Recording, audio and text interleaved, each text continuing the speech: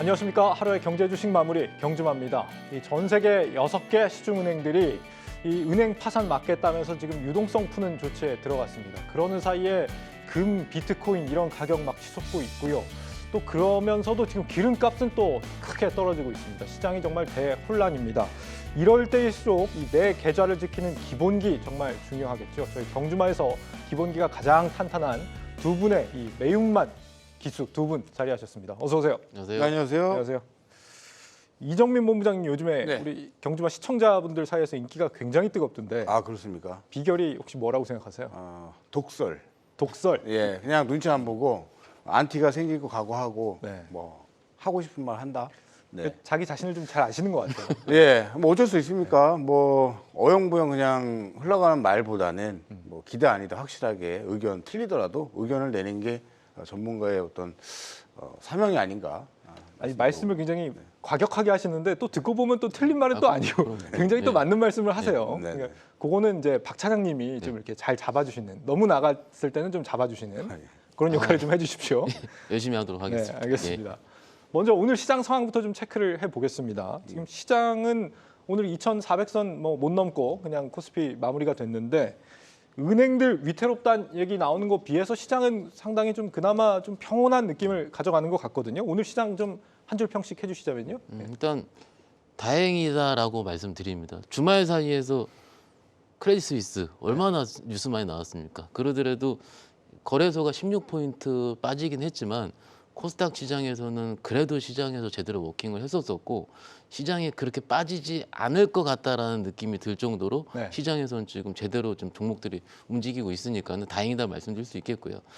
지금 오늘 시장의 포인트는 죄송하지만은 SVB든 그 크레딧 스위스든 그것보다는 국내 시장 안에서는 2차 전지와 다른 개별 섹터의 확산이 어떻게 되느냐 이게 오히려 싸우고 있었습니다. 그래서 시장의 본질을 좀 더 우리가 매매할 때는 다르게 파악할 필요가 있다라는 것도 같이 말씀드릴 수 있겠습니다. 네, 본부장님. 네, 뭐 중소 섹터의 개별주 랠리 계속 이어지는 흐름이고 오늘 뭐 반도체 쪽에서 HP, SP 그렇죠. 엄청난 급등을 보여주면서 개별주들이 살아있다라는 걸 보여줬는데 외국인들 수급은 별로예요.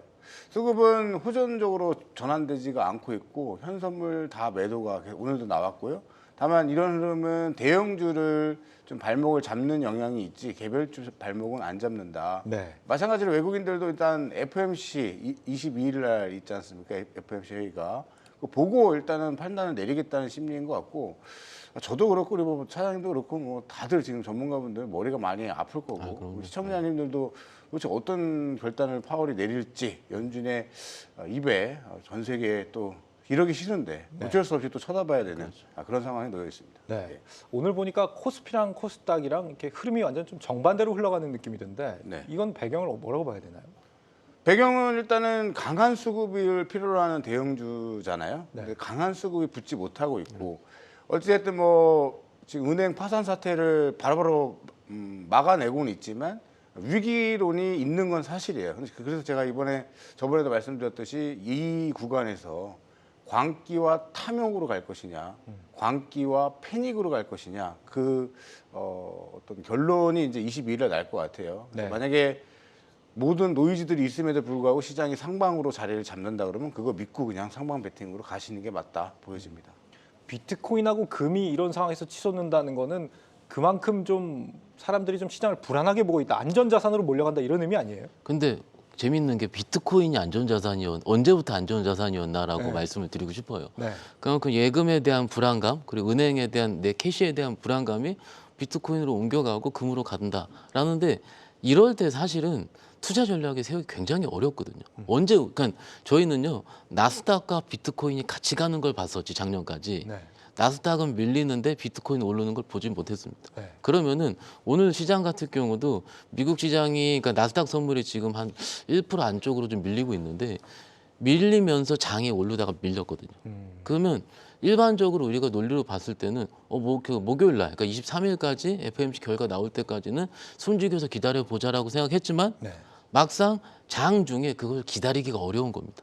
외국인 입장에서도 외국인 지금 2천억 정도 오늘 장 중에 종가에 매도를 했는데 막상 이 정도 매도의 금액은 그냥 1년에 나올 수 있는 플레이 정도의 하나인데 불확실성이 지금 계속 보이고 있는 거거든요. 네. 그래서 한 2, 3일 정도만 조금 기다려 보신다면 어떨까 싶고요. 모르겠어요. 지금 금을 매수한다, 비트코인을 매수한다는 지나치게 시향 플레이 위주로 들어가는 거거든요. 네. 막상 저희는 국내 주식을 얘기하는 제 입장에서 봤을 때는 오히려 이럴 때 개별 종목들이 조금 더 내가 어떤 식으로 스터디할지가 중요할 거거든요. 그래서 그 쉴 때 그런 걸 스터디하는 시간을 가지는 게 제가 보기에는 어떨까 싶습니다. 오히려 차분하게 기다리면서 네, 네. 하는 게 필요하다. 은행들 위기가 앞으로 또 올 수 있다라고 하는 거는 우리가 지금 좀 살짝 어렵지 않게 짐작할 수 있는 부분일 것 같거든요. 그때마다 지금 정부가 각 정부마다 돈을 풀겠다라는 얘기가 나온다는 건 어쨌거나 유동성이 계속 풀려 나간다는 거니까 이런 자금들이 좀 증시로 유입될 가능성 기대해 볼 수 있는 거 아니에요? 그래서 지금 아까 사장님이 말씀하신 게 조금 첨언을 하면 네. 광기와 탐욕이 지금 코인 쪽으로 들어간 것 같아요. 코인과 금으로. 원래 불안전 자산이에요. 금도 안전 자산이 아닙니다. 하이 리스크가 있는 재테크 수단인데 네. 지금 미 정부는 이건 것 같아요. 일단은 파산될 수 있는 수많은 은행들이 대기 중에 있는데 파산의 트리거는 뭐냐면 뱅크런이 가중됐을 때예요. 그러니까 지금 유명한 은행들을 미리 선제적으로 막지 않으면 뱅크런 사태가 일어날 수 있다는 얘기죠. 그럼 네. 뱅크런이 된 자금들이 현재 들어가는 자금이 어디냐? 코인이에요. 주식 쪽으로는 아직 안 들어오고 있어요. 채권도 급격하게 사줘야 되는데 채권 같은 경우에 또 안 사고 있고요. 이런 흐름들을 봤을 때는 이번 FOMC 회의 때 조치 그리고 앞으로 우려될 수 있는 지방 은행들, 미국 내 지역 은행들의 어떤 연쇄 파산을 막으려면은 뱅크런이 나오면 안 된다. 금융 안정화를 선택할 것 같아요. 그래서 만약 금리 동결을 한다 그러면은 어느 정도 시장에 또 안정성을 줄 수도 있지만 또 우리 주식하는 입장에서는 금리 동결이 맞나? 그냥 뭐 0.25 그냥 하고 빨리 최종 금리를 언제까 몇으로 맞출 건지를 빨리 밝히는 것이 맞지 않나? 네. 여러 가지 의견들이 있습니다. 그 금리 동결의 가능성이 점점 좀 우세해지는 것 같은 게 네. 지금 패드워치 오늘 지금 현 시간 기준으로 보면은 거의 5대5 네. 동결하고 0.25% 인상이. 근데 그 중에서도 동결이 조금 더 우세한 것 같아요. 52대 48 이 정도인 것 같거든요. 이게 뉴스 플로우에 따라서 패드와치가 바뀌더라고요. 네. 아침과 오늘이랑은 정말 천차만별입니다. 그러니까 지금 입장에서도 5대5라고 하지만은 뉴스가 지금 어쨌든 200개 은행 파산할 수 있다라는 약간의 파열음이 뉴스화 되니까 이게 좀 낙서섬을 빠지면서 같이 그렇게 올라가는 거니까는 네. 결론적으로 아직 시장에서 어떤 식으로 방향을 잡지 못한 것 같습니다. 그리고 파월 의장의 입을 바라봐야 된다 항상 하는데 지금 이틀에서 3일 정도 남은 상황이잖아요. 네. 이럴 때 정말 죄송한 얘기지만 제가 현장에서 가장 많이 하는 얘기인데요. 정말로 이걸 지금 25bp 할지 뭐 동결할지 50bp는 없어졌잖아요. 네. 이렇게 좀 불확실성이 급증하고 있는 시즌에 가장 하면 안 되는 행동은요. 뇌동매매거든요. 지금 어떤 시나리오를 짜서 내가 철저하게 시나리오를 선택할 수 있는 건 맞지만은 막상 대부분의 시장 참여자들 외국인 입장에서도 지금 어떻게 갈팡질팡하고 있는 상황에서는 막상 내 포트를 지키는 게 굉장히 중요합니다. 그래서 뭐 포트 얘기는 좀 이따 말씀드리기로 하고요. 네. 뇌동매매 하지 말자 이렇게 말씀드립니다. 네, 중요한 지적을 해주셨고요. 그런 차원에서 지금 내가 가진 계좌에서 이 포트폴리오를 좀 더 공격적으로 가져갈지 지키는 투자가 필요할지 굉장히 중요한 고민이 되시겠죠. 오늘 포트폴리오 계좌의 주인공 역시 비슷한 고민하실 것 같습니다. 함께 만나보시죠. 네, 일단 오늘의 포트폴리오 우량주 투자 주로 하시는 분입니다. 코스피 시총 상위 대형주로만 계좌를 꾸리셨고 뭐 심지어 성과도 굉장히 잘 나고 계세요. 저는 이분이랑 저랑 이제 투자 스타일은 굉장히 비슷한 우량주 투자 중심으로 가시는 것 같은데 다만 이제 색감이 다르다. 저는 이제 파란색 일색인데 이제 이분은 아주 빨간색으로 물들어 계신 분이에요. 그래서 네, 이런 포트 보시기에 좀 어떤 것 같으신지 한번 평가를 좀 해주시자면요, 먼저. 일단은 차장님한테 먼저 여쭙고 싶은 게 네. 이런 포트가 보통 증권사에 좀 나이도 좀 지긋하시고 아유. 또 경험이 있으신데 이제 너무 중소 섹터에 뒤어서 또 대형주 위주로 보시는 분들이 계시고 네. 난 조금만 먹더라도 안전하고 좀 오래 보유할 좀 의지로 대형주 선택하는 케이스가 있어요. 딱 보실 때 차장님 어떠세요? 일단 한마디로 바이 더 딥을 하실 수 있는 오랜 경력의 투자자신데 제가 보기에는 계좌를 한 두세 개 정도 운영하시는 것 같아요. 왜요? 그렇게 보셨어요? 이게 주식을 저희 방송을 보시고 이렇게 적극적으로 소통하실 분이면은 네. 분명 우리가 얘기하는 중소형주 단이 한두 개는 들어 있어야 되거든요. 네. 심지어 2차 전지도 아무것도 없고 네. 그 흔한 LG 엔솔도 없습니다. 그러면은 아마 제가 추측하건대 이 계좌는 바이더 딥을 할 수 있는 일부 포트를 나눠 놓고서 계좌를 여러 개 운영하시는 계좌 중에 하나를 저희한테 보여주셨다라고 한 일종의 판단을 내릴 수 있겠고요. 네.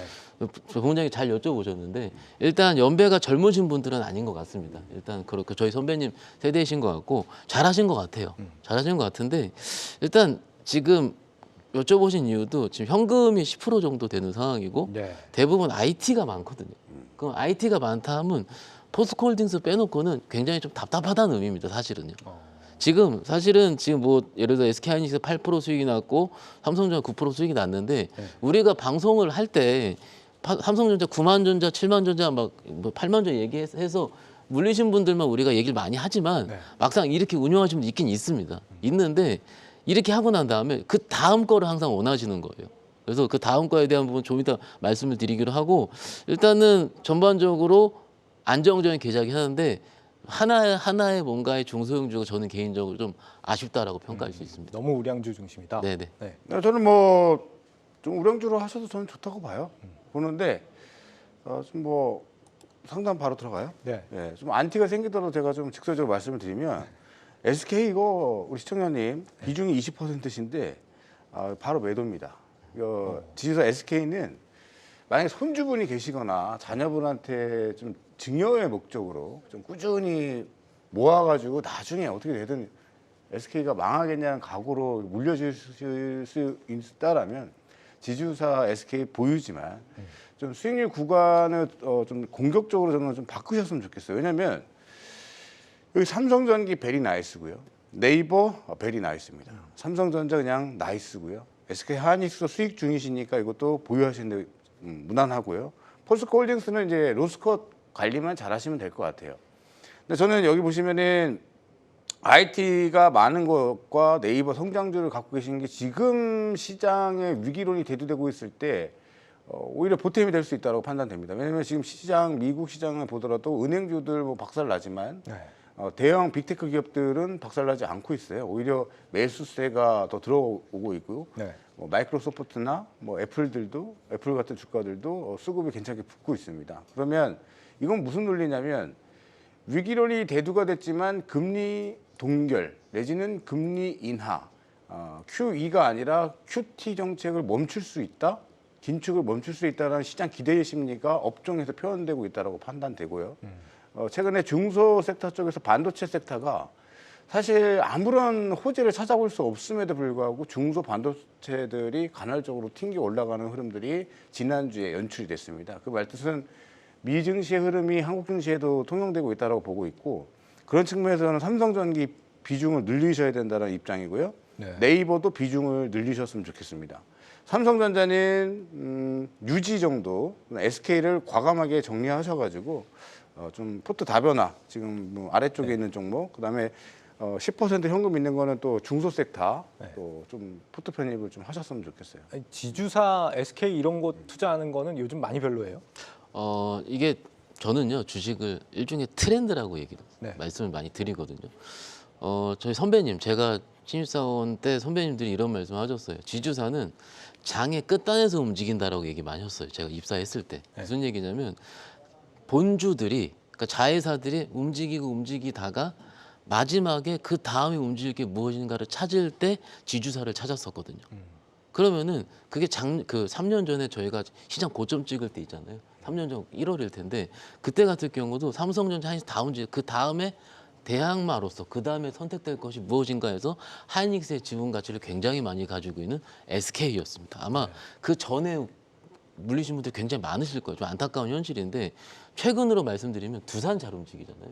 두산이 좋아서 움직였다기보다는 지금 두산 로보틱스 로봇의 지분 가치를 90% 이상 가지고 있기 때문에 그에 대한 대안으로 역시 두산이 움직이는 거거든요. 네. 예전에 CJ 움직일 때는 그 컬처 쪽 CJ 그룹이 갖고 있는 컬처에 대한 대안을 CJ가 움직일 때 약간 이런 식으로 한 섹터가 움직이는 거는 지주사가 다 움직이다기보다는 그 시대를 반영하는 지주사의 끝단에서 움직이는 거예요. 그러면 SK가 움직이려면 아시다시피 IT가 움직여야 되고 IT가 움직이려면은 아시다시피 금리가 떨어져야 되고 시장이 살아나야 되거든요. 근데 그런 시기는 조금 좀 걸릴 수 있다는 전제가 좀 지금 뭐 제가 무조건이라기보다는 결정돼서 있기 때문에 지주사는 조금 천천히 보는 게 어떨까라는 거고 일단 뭐 수익 중이니 아니 수익 마이너스 왔다 갔다 하는 부분이니까는 일단 매매하시기에 혹은 내가 좀 버리시기에는 조금 편할 수 있을 것 같아요. 그래서 조금 수익률 관리만 하신다면 어떨까 이렇게 말씀드릴 수 있겠습니다. 이게 하이닉스와 SK 두 개 합치면은 포트 내 40% 맞아요. 수준이에요. 예, 예. 거의 뭐 거의 몰빵 수준이거든요. 그래서 좀 과감하게 좀 SK는 내려놓으시고 하이닉스와 삼성전자는 그래도 뭐 2분기 재고 조정 이슈가 있어요. 2분기까지 어떤 카드를 한번 열어보자. 그렇죠. 그리고 IRA 법안으로 피해를 봤었던 그때는 시끄러웠지만 기아 계속 얘기하지만 여러분 기아를 보시면서 공부를 많이 해두셔야 됩니다. 그 가장 공포스러웠던 자리에서 V자로 올라갔거든요. 반도체도 저는 그렇게 될 수 있다고 봅니다. 그러니까 누구나 우리 시청자님도 좋게 보고 전문가 모두가 좋게 볼 때쯤에는 이미 주가 상당 부분 올라가 있을 거예요. 지금 미국의 은행 파산에 대한 위기론만 잘 대처한다라면 그런데 뭐 크게 걱정 안 합니다. 위기 파산론은 올해는 저는 주식시장 된다고 보고 있고 대가는 저번에 말씀드린 대가는 치를 거예요. 내년에. 근데 대가를 치르기 전에 주식 포지션을 바꿔 놓으셔야겠죠. 그러려면 경주마를 열심히 또 보셔야 된다. 이 말씀을 드립니다. 중요한 또 피가 되고 살이 되는 중요한 말씀을 또 빼먹지 않으셨군요. 네. 지금 이분이 포트폴리오가 아까 박 차장님이 좀 잘 보셨던 게 원래는 지금 갖고 있는 주식 외에 3종목 정도가 더 계셨어요. 그러니까 9개 정도 갖고 계셨는데 좀 손실 보는 거를 3종목 정도를 손절을 하시고 원래 현금 보유량이 0이었던 거를 10% 정도로 만드신 상황이거든요. 그건 의도가 있는 거예요. 그러면은 오늘 상담을 제대로 받고 그렇죠. 실행에 옮기겠다는 뜻인데 근데 이렇게 손절을 쳐서 현금 비중을 좀 늘려놓는 거 이거 잘한 선택인가요? 매우 잘한 선택이고요. 제가 요 말씀을 좀 드려볼게요. 우리가 손절을 해서 현금을 만드는 이유는요. 그 더 좋은 주식을 사려고 손절을 치고 현금을 만들잖아요. 제 기준은 그게 아닙니다. 아니고요.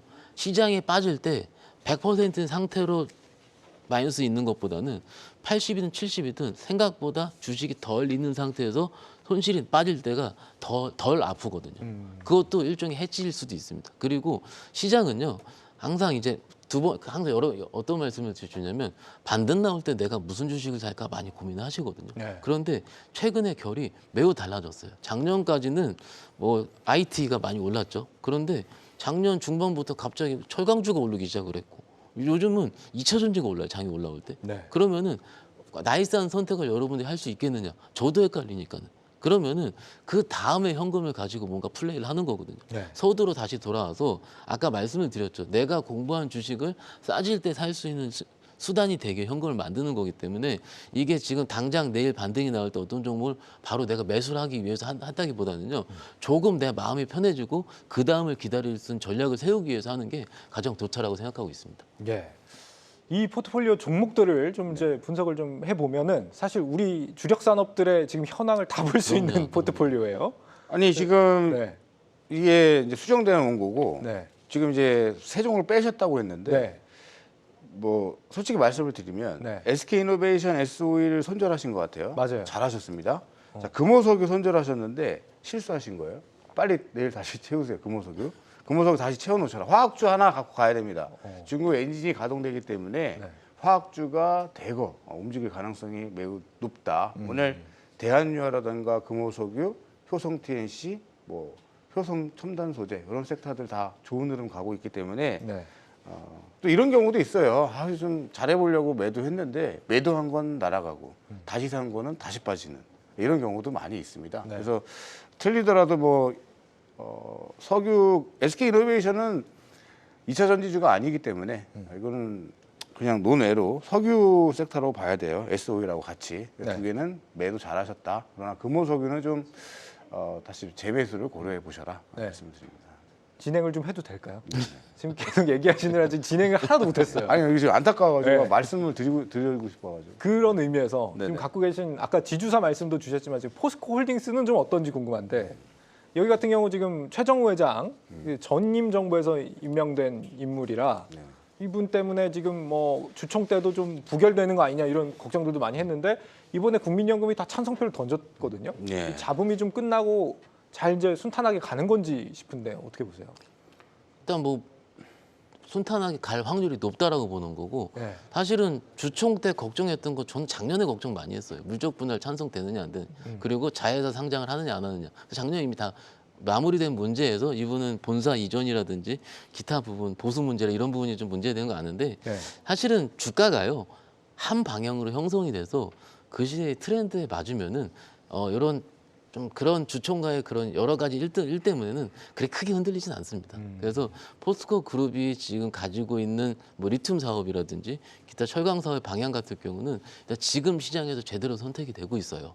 선택이 되고 있다를 어떻게 편하게 판단할 수 있냐면 작년 3월과 지금 3월의 주가를 비교해 보면 되거든요. 네. 근데 제가 오니까 오기 전에 봤어요. 작년 3월과 현재 지금 3월의 포스코홀딩스의 주가는 13% 정도 올라 있습니다. 네. 근데 그때 작년 3월 코스피 종합지수는 2,700이거든요. 네. 그 지금 2,400에는 불과 올라 있으면은 네. 시장의 방향을 잘 맞고 있는 겁니다. 그래서 일단은 부담 없이 보셔도 어떨까 말씀드릴 수 있겠습니다. 네. KT 같은 경우는 또 영향을 받았기 때문에 한번 그럼요. 여쭤본 예. 말이고요.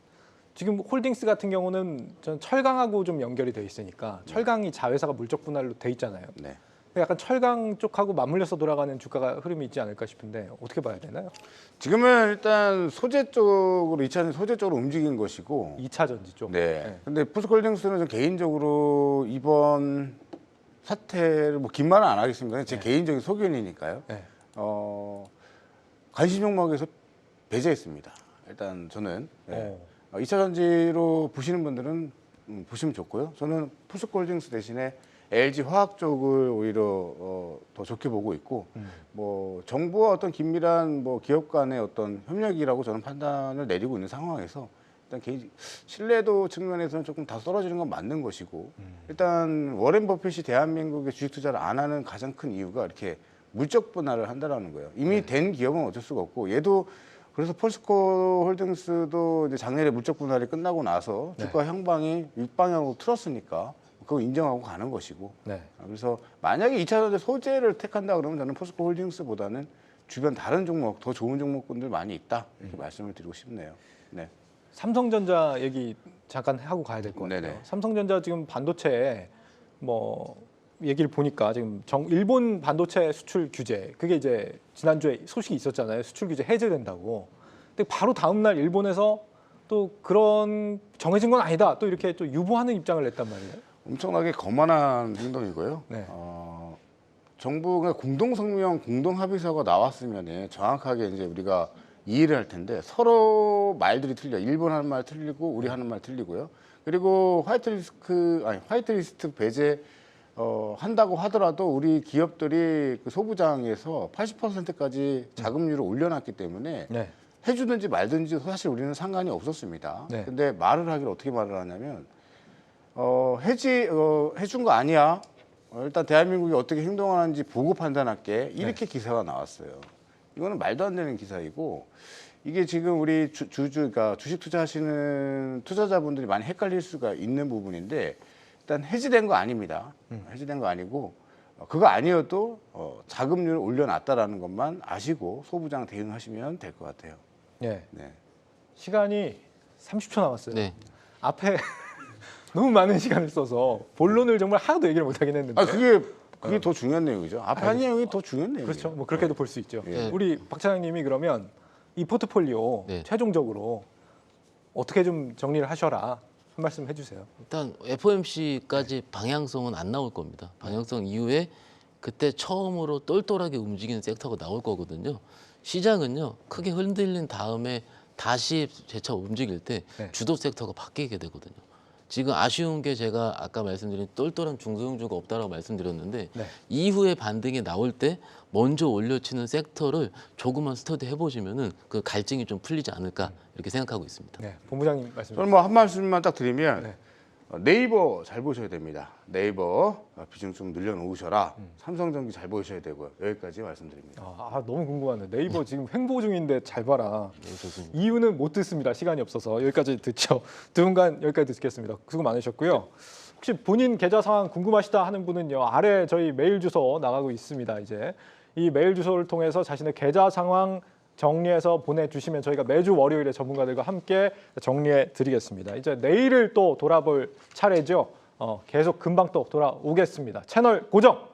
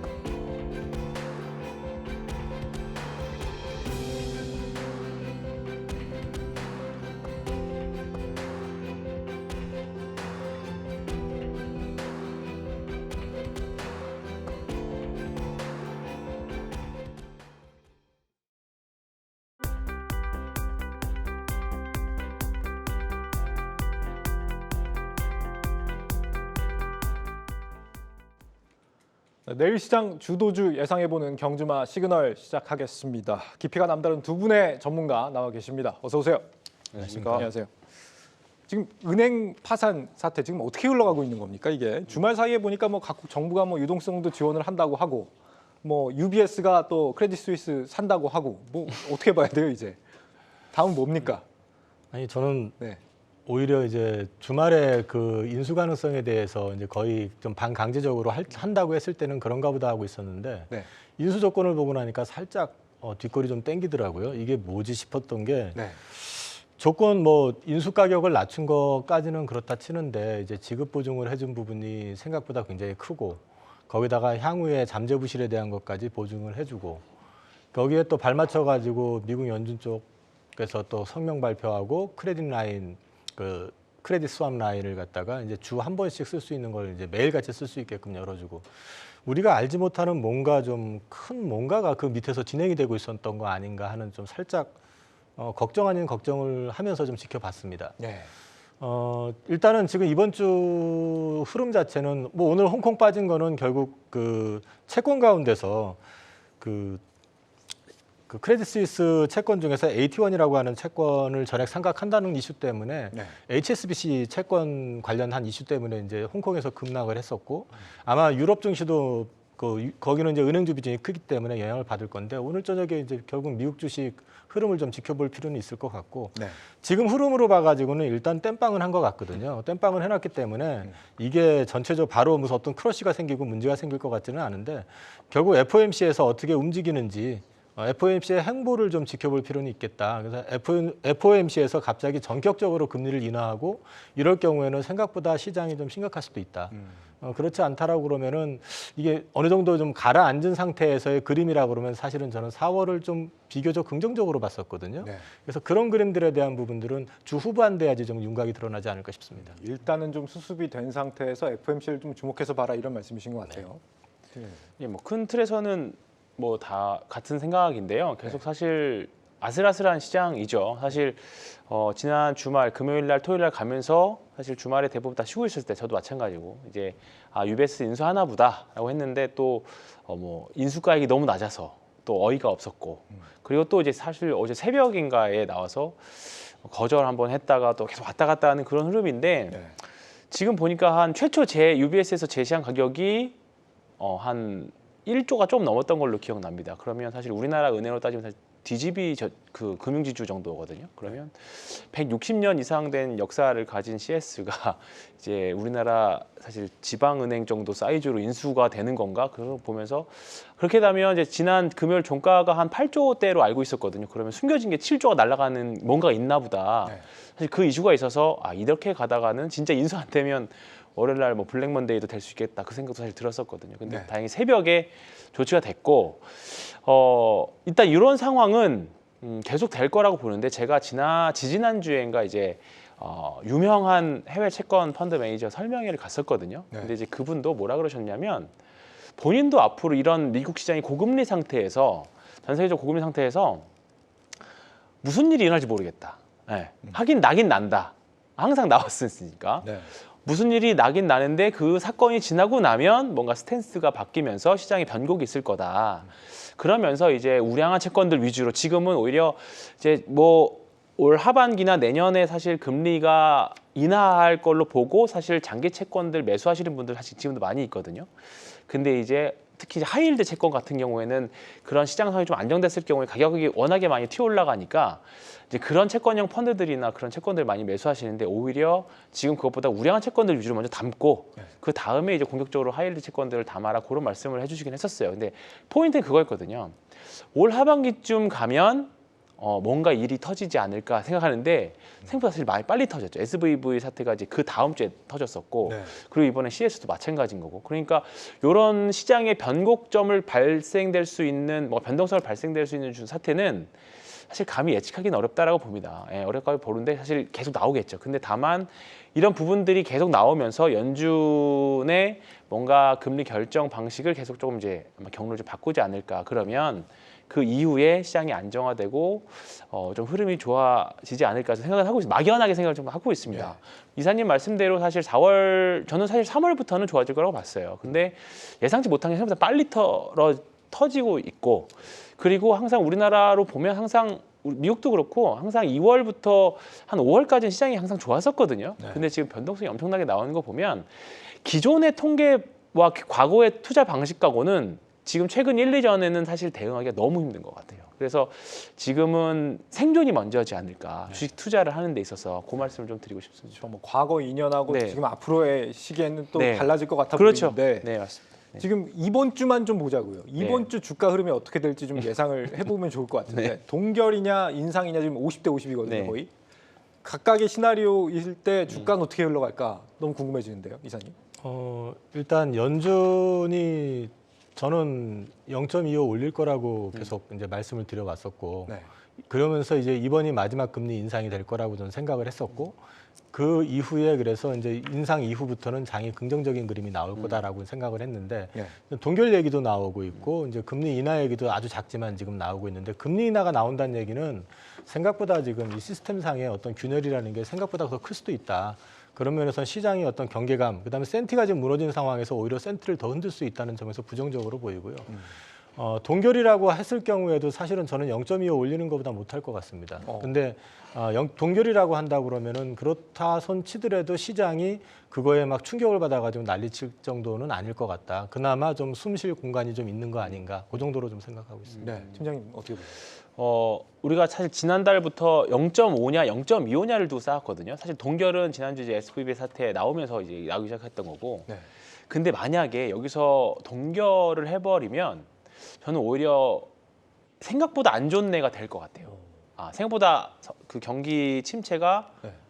사실 지금 우리가 개선되는 걸 보고 사실 가고 있는데 영국도 동결해버린다는 건 이게 뭔가 우리가 모르는 뭔가 있겠다라고 생각해서 시장에는 한번 크래시는 또 가능하다고 봐요. 그래서 저도 예상하기는 어렵지만 저는 제 바램은 25bp 인상 정도면 딱 좋지 않을까 그렇게 생각은 하고 있고 특별하게 지수에 대한 이 정도만 해주면 지수에 대한 방향성보다는 그냥 미국 시장 사실 요즘에 사실 우리나라 시장에 큰 영향 미치지 않는 것처럼 그냥 개별 종목들로 잘 대응하는 게 낫지 않느냐 이렇게 생각하고 있습니다. 언제부터 이렇게 투자 전문가분들이 인상을 이렇게 선호하는 시대가 왔나 좀 재밌네요. 예.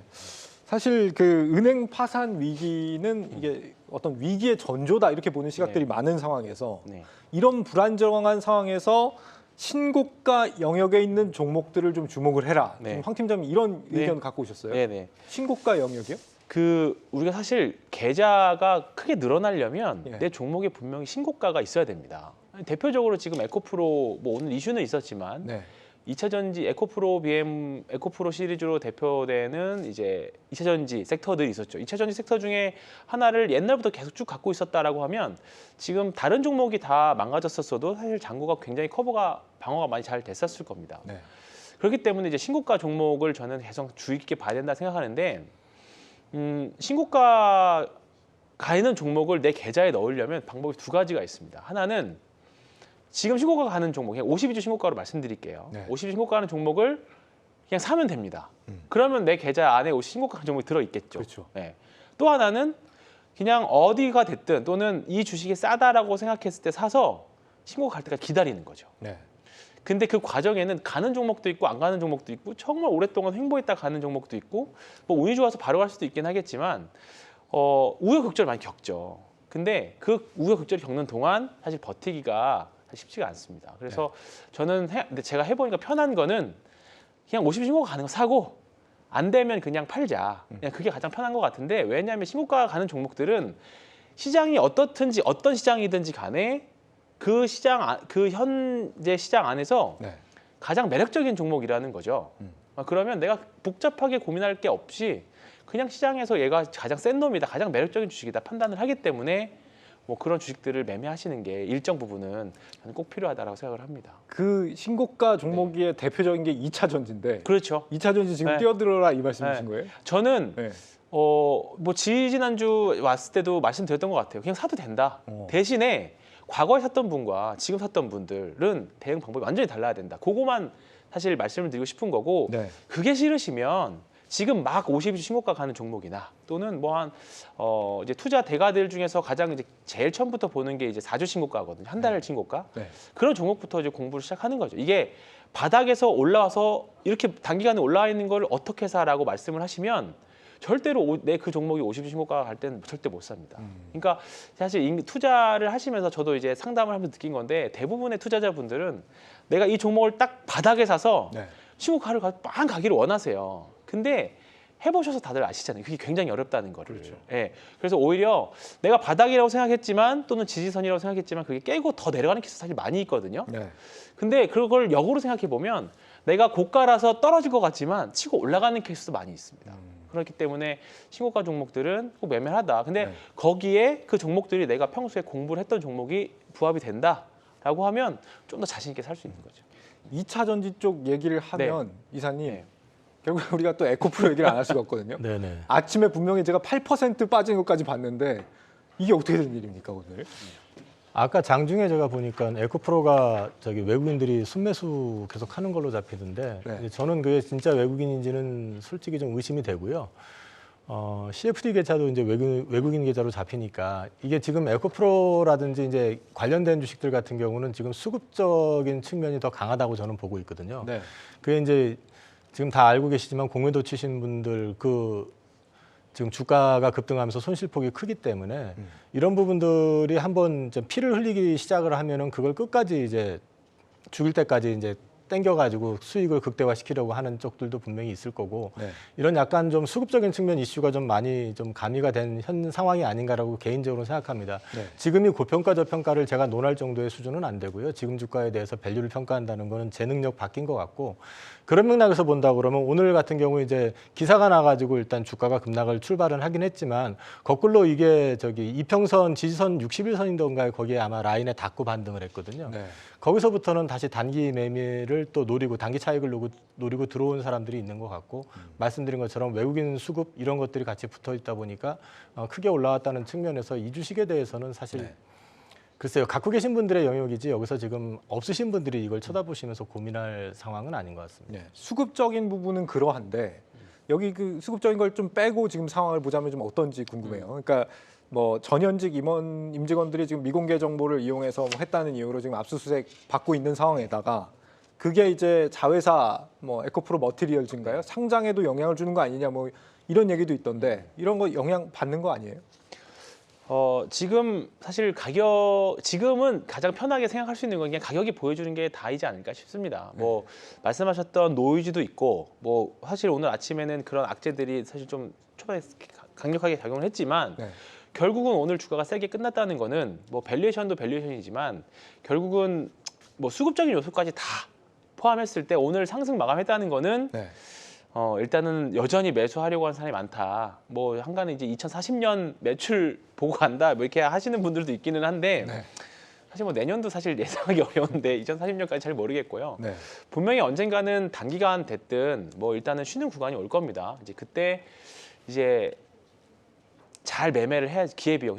이제 주식이라는 게 무조건 상승할 수는 없으니까 우리가 2020년 카카오도 그랬고 삼성전자도 그랬고 뭐 여러 가지 대형주들이 다 그랬었잖아요. 그때 당시만 해도 엄청 올라갈 것 같았지만 네.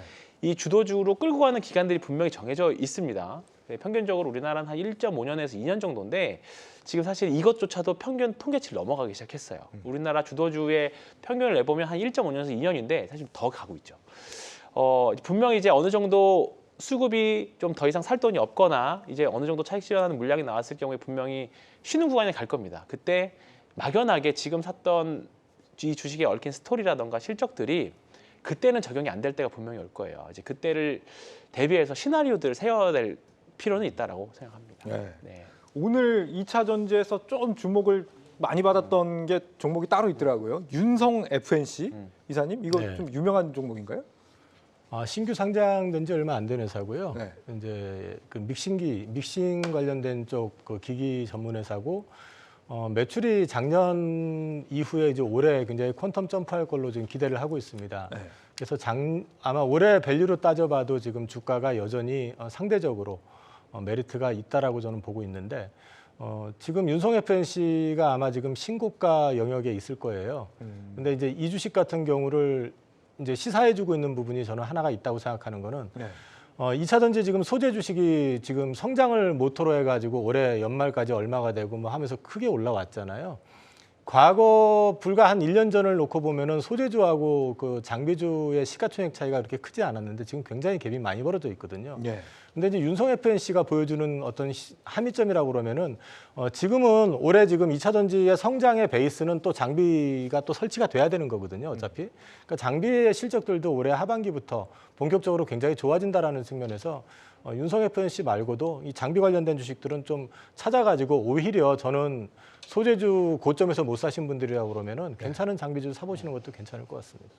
2차 전지 얘기랑 관련해서는 또 지난주에 또 뭐가 이슈가 있었죠. 유럽 그 CRMA 여기서 뭐 큰 문제 없다. 우리 2차 전지 업종에는 오히려 기회가 될 것이다. 이런 얘기도 있던데요. 맞나요? 우리나라한테는 어쨌든 기회는 기회죠. 네. 근데 이제 그 미국하고 좀 차이는 미국은 중국을 배제하고 이제 들어가려고 하는 거고 여기는 이제 중국을 배제하는 거는 아니거든요. 이제 특정 지역에서 이제 그러니까 생산되는 원재료의 비중을 낮추고 이제 그렇게 들어온다는 측면에서는 어떻게 보면 중국한테도 문이 열려 있기 때문에 그런 부분에서는 경쟁이 미국보다는 좀 셀 수 있다. 하지만 어쨌든 우리나라도 여기에서는 이제 아무래도 NCM 계열 쪽으로 해가지고는 삼은계 쪽으로 해가지고는 중국 쪽이 쉽게 나오지를 못할 거기 때문에 국내 업체들한테는 분명히 기회 요인이 있는 것 같고요. 근데 이제 이것 때문에 사실은 발표된 날 그 2차 전지 주식들이 고점에서 하락을 했거든요. 약간 세로뉴스처럼 이제 반영을 좀 했던 것도 있기 때문에 이거에 발표가 됐으니까 더 좋아질 거야라고 해가지고 가시는 것보다는 이런 부분도 일정 부분은 주가에 좀 녹아 있다라는 측면에서 보시고 말씀드렸던 것처럼 이 투자와 관련돼 가지고 장비 회사라든지 아니면 배터리 셀을 아예 만드는 셀 메이커 같은 경우도 괜찮을 것 같고요. 그다음에 여기만 있는 게 아니고 그 그린 에너지 섹터 쪽에서 특히 유럽 같은 경우는 풍력 쪽이 굉장히 강하니까 풍력이나 수소 관련된 주식들 중에서 나름대로 기업의 어떤 내용이 있고 레퍼런스가 있는 회사들은 한번 저점에서 계속 매수해 보시는 것도 괜찮을 것 같습니다. 네. 최근엔 이 사우디에서도 2차 전지 관련해서 뭐 호재가 또 터진 것 같습니다. 대규모 투자가 또 들어온다 이런 얘기가 있던데요, 팀장님 혹시 뭐 들어보신 거 있으세요? 사우디는 사실 배터리보다는 네. 뭐 좀 약간 다른 쪽으로 저는 접근하고 싶은데 저는 좀 뒤쪽에 있는 것 같고 이사님께서 하실 말씀 있으세요? 네. 사우디하고 배터리 관련해서 뭐 특별히 그 회사 어떠세요? 배터리 회사라고 지금 나와 있는데 사실은 배터리라고 그러는데 2차 전지 쪽하고는 조금 거리가 있는 것 같고 희한하게 그 사우디가 개별 중소형주를 좋아하는 것 같아요. 투자하는 종목들이 시가총액이 굉장히 낮은 거 1,000억대, 네. 2,000억대 주식들을 위주로 하는데 이쪽 관련된 것들은 이제 기사보다는 사실 회사 쪽에 좀 확인을 좀 해볼 필요들이 좀 있을 것 같아요. 그러니까 지금 회사의 어떤 시가총액 대비해 가지고 투자하는 캐파들이 너무 커 보이고 하기 때문에 다분히 좀 아직 좀 확인되지 않은 내용들도 있거든요. 그래서 현실적인 측면을 좀 고려해 가지고 좀 점검을 해가면서 투자를 하시는 게 어떨까 싶습니다. 사우디는 그러니까 요 이슈는 2차 전지하고는 조금 좀 상관관계가 떨어진다 이런 말씀이신 것 같아요. 네. 그러면 뭐 어떤 종목들이 예. 뭐 사우디 하면 사실 지금은 조금 사실 시장에서 좀 잊혀졌지만 네. 예전에 네옴시티 기억나실 겁니다. 네. 네옴시티와 관련된 이슈가 이제 조금 하나둘씩 저는 또 나올 때가 됐다고 생각합니다. 그게 사실 네옴시티 이런 것들이 사실 그냥 한번 테마성으로 지나가는 이슈는 분명히 아닐 거라고 보거든요. 네. 오늘 조금 또 건설주들이 또 올라갔었고 아까 초반에 말씀드렸던 신고가 영역에 있는 종목들 중에 하나가 지금 삼성 엔지니어링입니다. 예, 그리고 네옴시티 왜 삼성 엔지니어링 말씀드렸냐면 네옴시티가 돌아가는 에너지 원천은 지금 청정에너지거든요. 이제 네. 그 중에 하나가 수소이고 이제 수소 플랜트들을 삼성물산이나 엔지니어링이 하고 또 연동돼서 하면 이제 수소 같은 경우에는 이제 그 운반할 때 암모니아로 액화해서 움직이거든요. 그러면 또 아시아에서 이제 그 암모니아 유통 1위는 또 롯데 정밀화학입니다. 네. 그런 종목들이 이제 사우디 네옴시티 관련주 하면 사실 중소형 테마주들이 쫙 이렇게 나오잖아요. 이제 그런 쪽도 뭐 단기적인 단발적인 시세가 되지만 사우디에서 나온 이런 대규모 건축 프로젝트와 연동돼서 정말 그 거대한 관성으로 쭉 뭔가 신고가를 내면서 나도 한번 이 종목 사봤으면 좋겠다라는 종목들 흐름들 그려지는 종목들이 있잖아요. 약간 중대형주인데 막 시가총액 1,000억, 2,000억짜리 말고 네. 한 몇 조 되는 게 이게 한 3조짜리가 한 10조 간다던가 뭐 3조짜리가 한 30조 간다던가 뭐 그런 식으로 정말 시장에서 누구나 갖고 싶어하는 종목들이 될 만한 후보군들은 결국은 너무 작은 거 말고 한 시가총액 한 1조 원대 내외 또는 한 2, 3조 원대 내외까지 이제 범위가 좀 있거든요. 네. 그러면 그 정도 범위 내에서 테마까지 겹치면서 실적도 동반되면서 뭔가 그런 종목들 찾아보면 사우디 네옴시티와 관련된 연동되어 있는 주식들 중에서 분명히 좀 있을 거라고 생각을 합니다. 분명히 건설주들도 그래서 그런 주식들 중에 하나가 뭐 삼성 엔지니어링이 될 수도 있고 뭐 롯데 정밀화학 될 수도 있는데 네. 이제 그런 주식들은 뭐 관심 갖고 가지셨으면 지금 삼성 엔지니어링 신고가 영역이거든요. 그러면 8년 신고가입니다. 8년 동안 계속 28,000원, 3만 원 이하에서 움직였던 주식이 이제 3만 원을 넘어가기 시작했어요. 네. 그러면 8년 동안 물렸던 사람들이 다 이제 수익인 거죠.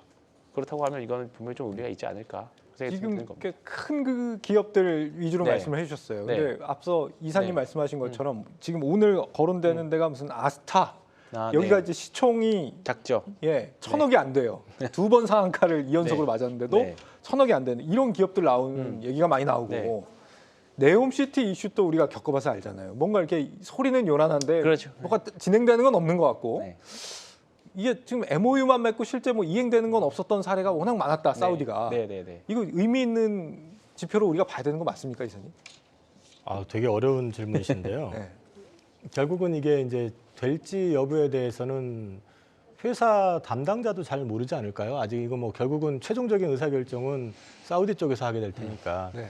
근데 이제 나왔던 그 아스타라는 회사 같은 경우는 이제 시가총액보다 훨씬 큰 자금의 투자가 이루어질 거다라고 하는데 오늘 기사를 보니까 합작법인 세우는 걸로 이제 얘기가 되고 있더라고요. 근데 네. 그 정도 내용이라 그러면 아마 공시가 나와야 되지 않나 싶은데 아직 공시가 나오질 않았기 때문에 이런 부분들은 좀 점검이 좀 필요할 것 같고요. 뭐 이를테면은 이제 이오플로우 같은 경우는 그 사우디가 그 전 세계적으로 봤을 때 당뇨 환자 수 기준으로 했을 때 10위권에 들어가는 회사입니다. 네. 그러면 결국은 이제 그 당뇨 환자들한테는 인슐린 투여라는 게 이제 기본적으로 들어가게 되니까 이게 이제 웨어러블 인슐린 패치제를 이제 만들어 가지고 이제 판매를 하는 회사이기 때문에 충분히 네. 그런 어떤 니즈라든지 이런 거는 있을 수 있다. 네. 라는 측면에서 봤을 때는 얘기가 되는 거지만 이거 역시도 작년 하반기부터 사우디 관련된 이슈들 그다음에 뭐 그 아랍에미리트 관련돼 가지고 수출 얘기도 있었고 했기 때문에 이런 부분들은 향후에 점검을 해봐야 되는 거지 확정적으로 단정을 해서는 조금 시기적으로 좀 이른 거 아닌가 싶습니다. 네. 지금 1분 남았거든요. 30초씩 해가지고 여쭤보고 싶은데 지금 로봇주 레인보우 로보틱스 계속 신고가 행진 중이라는 얘기가 있던데 황 팀장님 요 얘기 한 30초만 해주세요. 로봇주도 지금 최근에 시장에 자금을 이제 가져가는 하나의 섹터이기도 합니다. 이제는 오늘 보니까 지난주 말부터 해서 네. 이제 뭔가 하나의 군집으로 가기보다는 개별 양상으로 움직이기 시작했거든요. 네. 그러면 좀 더 쉬었다가 또 다음 턴이 또 있을 겁니다. 이제 그 턴을 기다리실 거면 뭐 지금 저는 여전히 보유해도 된다. 왜냐하면 이제 로봇도 우리 일상생활에 분명히 이제 보이기 시작했거든요. 네. 그렇기 때문에 지금 너무 이제 밸류에이션만 보고 너무 비싸다라고 접근할 수 있지만 저는 조금 당분간 상반기까지는 매매 정도는 해도 된다. 네. 말씀드리겠습니다. 거기까지. 예. 네. 그 우리나라 로봇 중에서 지금 상장되는 회사들 중에서 실제 숫자가 나오거나 아니면은 좀 미래 가치가 크게 보장되는 회사들은 그렇게 많아 보이지는 않습니다. 일단 하모닉 그 드라이브 시스템이라고 하는 이제 일본 회사 같은 경우는 시가총액이 3조 8천억 정도 나오는데 네. 영업이익이 한 100억 엔 정도 나오거든요. 아직까지는 밸류가 나오질 않고 있기 때문에 추격 매수하시는 것보다 조정 시에 공부해 보시고 종목 선별해 보시는 게 어떨까 싶습니다. 네, 시간이 다 됐네요. 오늘 순서 여기까지 진행하겠습니다. 여러분 내일도 성공 투자하십시오. 진짜 경주는 지금부터입니다. 고맙습니다.